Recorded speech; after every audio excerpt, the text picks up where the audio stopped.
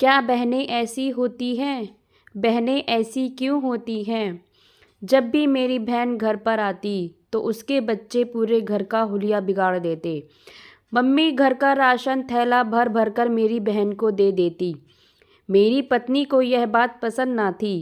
इसी की वजह से एक दिन मैं अपनी माँ से लड़ पड़ा। बस फिर भगवान का ऐसा करना कि मेरे बेटे को टीवी हो गई। मगर मेरी बहन। एक बार मैं अपने दोस्त के साथ चाय की दुकान पर बैठा था, तभी मेरा दोस्त रोने लगा। मैंने पूछा क्या हुआ, लेकिन वह कुछ बोला नहीं। फिर मैंने कहा सब लोग देख रहे हैं, चुप हो जा। तब उसने बोला भाई मैं आज बहुत छोटा महसूस कर रहा हूँ। मैंने पूछा ऐसा क्या हुआ, तो वह ज़ोर ज़ोर से रोने लगा और बोला भाई बहनें ऐसी क्यों होती हैं।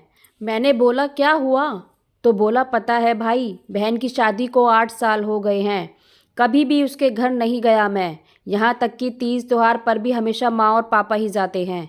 मेरी पत्नी ने मुझसे कहा आपकी बहन जब भी आती है उसके बच्चे पूरे घर का हुलिया बिगाड़ देते हैं, खर्चा भी डबल हो जाता है। तुम्हारी माँ हमसे छुपाकर उसे घर का राशन का सामान भर भर कर देती है।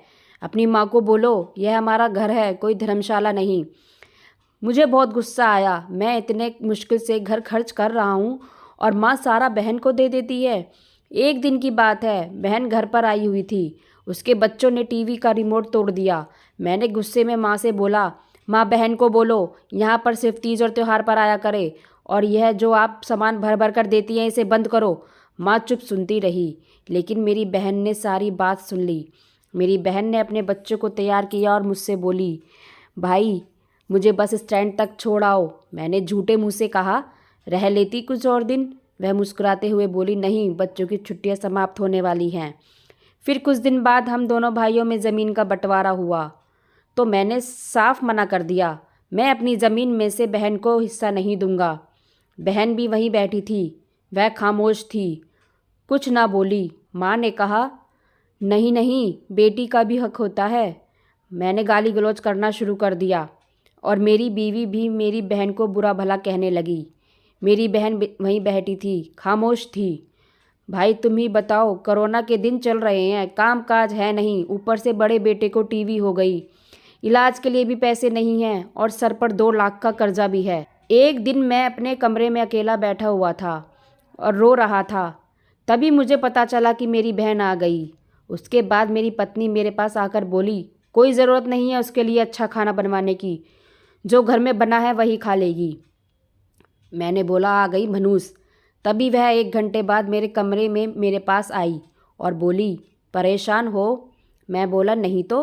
उसने मेरे सिर पर हाथ फेरा और बोली बड़ी बहन हूँ, गोद में खिलाया है तुझे, अपनी हालत ऐसी बना ली है तुमने, अब तुम मुझे उम्र में भी बड़े लगते हो। फिर मेरे पास आकर अपने पर्स में से सोने के कंगन निकालकर मेरे हाथ पर रख दिए। धीरे से बोली पागल, तू बेवजह परेशान हो रहा है। तेरे जीजाजी शहर से बाहर गए थे और बच्चे स्कूल, तो सोचा दौड़ते दौड़ते भाई से मिलाऊं। यह कंगन बेचकर बेटे का इलाज करा ले और चल उठ, नाई की दुकान पर जाकर दाढ़ी बनवा, देख कैसी हालत हो गई है। मैं अपनी बहन की तरफ देखता रहा। धीरे से मेरे कान में बोली यह कंगन की बात किसी को मत बताना, तुम्हें मेरी कसम। और 1000 रुपये मेरी जेब में डालकर चली गई, जो खुले पैसे थे, शायद उसके जुड़े पैसे थे। वह बोली बच्चों के लिए अच्छा खाना का सामान मंगवा लेना, और मेरे माथे पर हाथ फेरा और चली गई। जब जाते वक्त मैंने उसके पैरों देखा तो उसने अपने पैरों में फटी जूती पहनी हुई थी और फटा सा दुपट्टा जो वह हर बार पहनकर आया करती थी। भाई मैं तो बहन की इस मोहब्बत पर मर गया। हम भाई कितने मतलबी होते हैं, बहनों को पल भर में पराया कर देते हैं, और बहनें हैं कि भाइयों का ज़रा भी दुख बर्दाश्त नहीं कर सकती।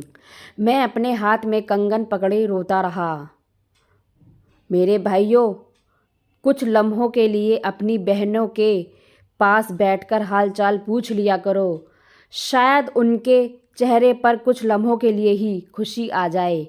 तो फ्रेंड्स, ये कहानी सुनकर आपको कैसी लगी कमेंट्स बॉक्स में ज़रूर बताइएगा। कहानी को लाइक व शेयर ज़रूर कीजिएगा, और कहानी अच्छी लगी हो तो चैनल को सब्सक्राइब कीजिएगा। कहानी सुनने के लिए धन्यवाद।